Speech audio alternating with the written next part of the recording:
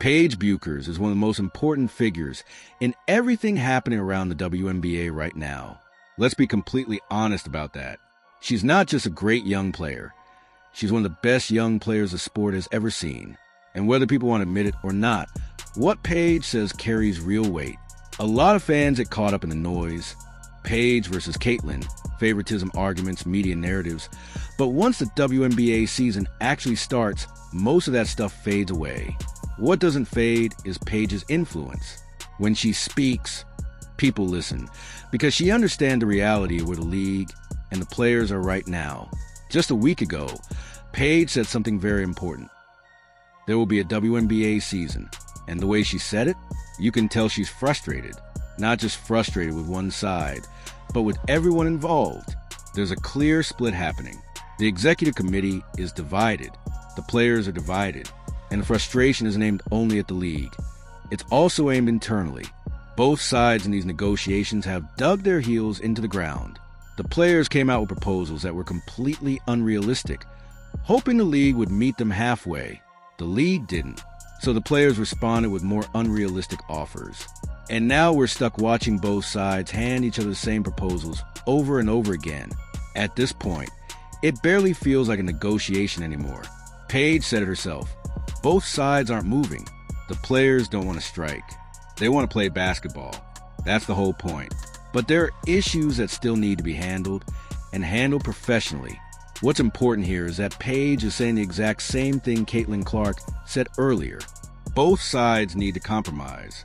And remember how some people tried to label Caitlin as anti-player or anti-union. Now half the league is saying the same thing she did. The truth is, neither side is negotiating with the expectation of compromise.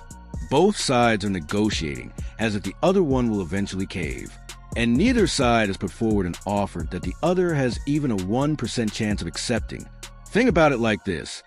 If one side is at 10 million and the other is under 6 million, there's no deal. But if someone finally puts forward something like 6.8 or 7 million, then there's a chance. That hasn't happened. Instead, the players keep coming back at the top end, and the league keeps coming back far below it, knowing full well neither offer will be accepted. From the very beginning, the league made it clear they would not agree to a gross revenue model because of their ownership structure. Some owners can absorb losses for fun. Others, especially outside investors, cannot. That reality isn't changing. And this is why neither side is coming out of these negotiations looking good. The players are clearly frustrated, and some of that frustration is justified.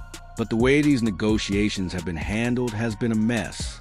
Sending back the same proposal, waiting weeks, then trying to use public pressure? That's not effective negotiating. At the same time, the league hasn't exactly covered itself in glory either. Both sides have failed to put forward a serious, workable plan. And Paige is absolutely right about that. Breanna Stewart even echoed the same thing. That they're not even at the stage where proposals are ready to be voted on.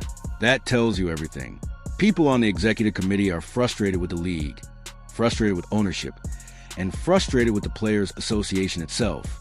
This isn't a league bad story. This isn't a players bad story. This is a story about both sides messing up their negotiation tactics so badly that we're now stuck in a cycle of proposals that everyone already knows will be rejected. At the end of the day, nobody gets paid what they deserve. They get paid what they're able to bargain for. And right now, neither side is bargaining effectively. Paige sees that. Stewie sees that. And that frustration you hear in their voices, that's real.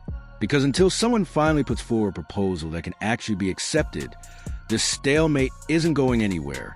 And that's the real problem.